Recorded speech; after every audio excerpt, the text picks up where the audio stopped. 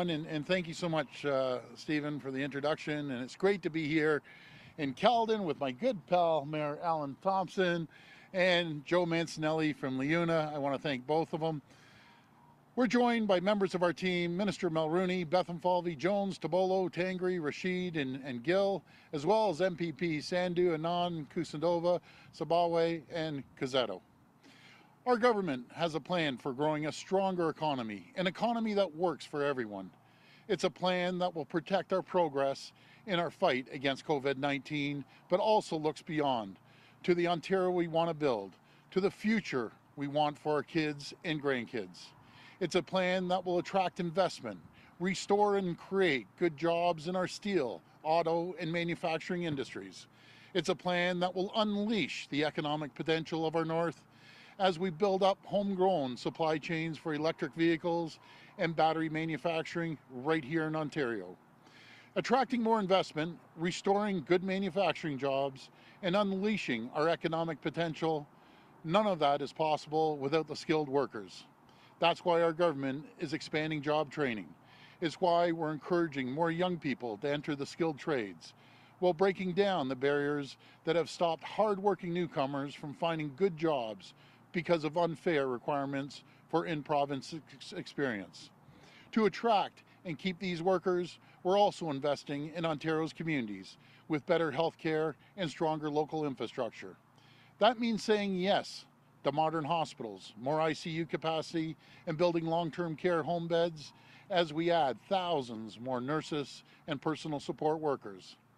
It also is saying yes to building roads and highways to meet the needs of a growing province.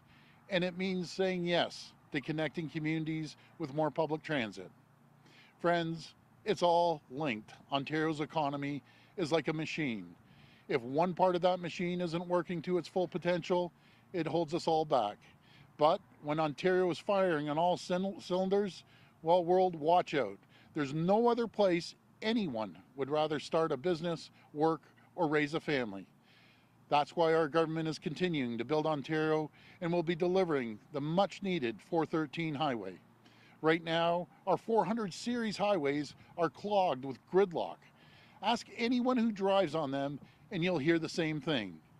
They're not suitable for the current needs of Ontarians, let alone to handle the influx of new residents who are expected to arrive in Ontario over the next 5 years. Folks, these are staggering numbers. Over 1 million more people are projected to come to the Golden Horseshoe over the next 5 years, and 2 million over the next 10. While we welcome those who will contribute to Ontario's future success, I want you to imagine what that would mean if the current infrastructure was left in place. It would be an absolute nightmare for commuters, for residents, and for families.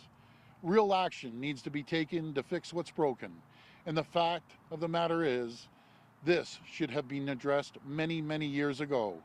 But previous governments chose to say no. They said no to commuters and to families by refusing to see the necessity of suitable highway infrastructure. They said no because they cared more about ideology than about real people. And they said no to hardworking people who just want to get home quickly after long days of work. And they also said no, and they left you to suffer the consequences. Well, that ends now, because this is a government that fixes problems that others didn't care enough to fix. Right now, over 300,000 commuters in York, Peel, and Halton regions experience gridlock every single day. Precious time wasted just sitting in traffic. It just never should be like this. Building Highway 413, a transit and highway corridor across the regions, will save commuters up to 30 minutes one way, 60 minutes two ways. That is 30 minutes not stuck in traffic, or 60 minutes going both ways, not waiting to get back home to the family. So building Highway 413 makes sense for people's lives, no question about that. But getting drivers around more quickly makes economic sense as well, because we know that not only will the new Highway 413 help get people where they're going much faster, it will also help to get goods to market faster, as Steve was mentioning earlier on. The transportation system is the absolute backbone of our export-driven economy. It's 40% of the jobs in the entire sector. and the current infrastructure that you're dealing with is totally inadequate for our mission to build a better Ontario for everyone. The construction of Highway 413 would also create 3,500 jobs and pump $350 million into the economy. This is a win for commuters, it's a win for workers, and it's a win for Ontario.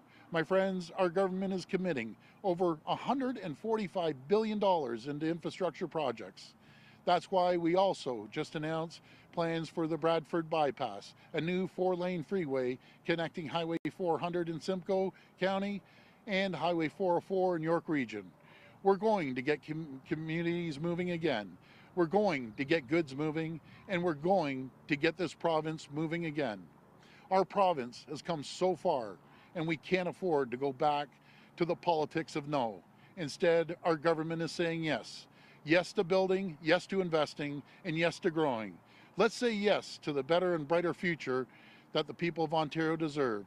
Thank you, and God bless the people of Ontario. Now I'll hand it over